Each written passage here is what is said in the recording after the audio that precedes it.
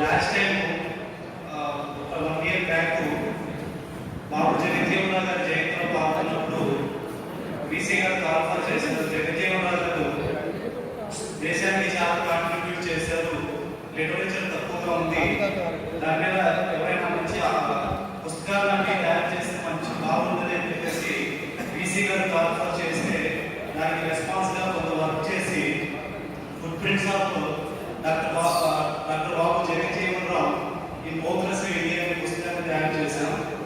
జగజ్జీవన్ రావు గారి గురించి సార్ చాలా పాయింట్స్ చెప్పారు. పశ్చిమ జాతిలో పుట్టి పశ్చిమ జాతి కెపాసిటీ ఎంతో ప్రూవ్ చేస్తున్న నాయకుడు బాబు జగజ్జీవన్ రావు గారు.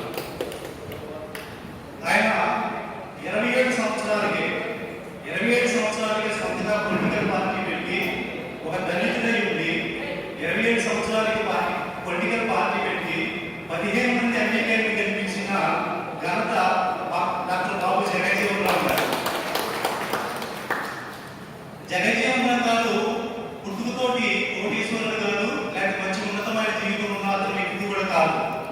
6 సంవత్సరాలకే వాళ్ళ ఫాదర్ చచ్చిపోతారు.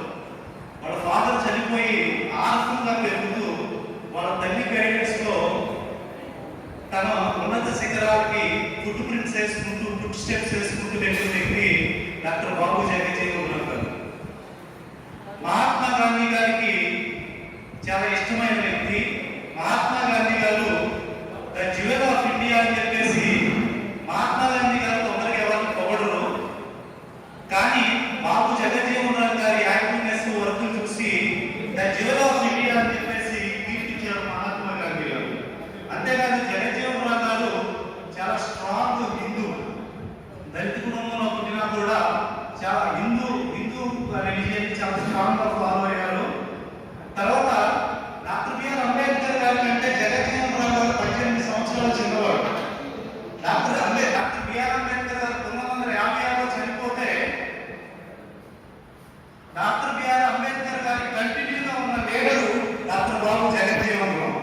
30 సంవత్సరాలు సౌత్ ఇండియా కానీ నార్త్ ఇండియా కానీ ఏ ఇండియా నుంచి అయినా సరే దళితులు ఢిల్లీ కానీ వెళ్ళారంటే అంబేద్కర్ గారు చనిపోయిన తర్వాత 30 సంవత్సరాలు వాళ్ళని ఆదరించి పనులు చేసి అన్ని సౌకర్యాలు కల్పించిన వ్యక్తి డాక్టర్ బాబు జగజ్జీవన్ రావు గారు. జగజ్జీవన్ రావు గారు 7 లాంగ్వేజెస్ లో 7 లాంగ్వేజెస్ లో కంటిన్యూగా మాట్లాడగలుగుతారు. 7 లాంగ్వేజెస్ లో మాట్లాడతారు. గ్రీన్ రెవల్యూషన్ అన్నది తర్వాత రైల్వేకి పితామహుడిగా జగజ్జీవన్ రావు గారు వచ్చారు. సో మన వీసీ గారి ఆ రోజు చేసిన అనౌన్స్మెంట్ తో చిన్న ఇన్స్పిరేషన్ లాగా తీసుకుని పుస్తకాలు తయారు చేయడం జరిగింది. సో పెద్దవాళ్ళు ఏదైనా చిన్న చిన్న తప్పులు ఉంటే మన్నించాలని కోరుకుంటున్నాను. Thank you.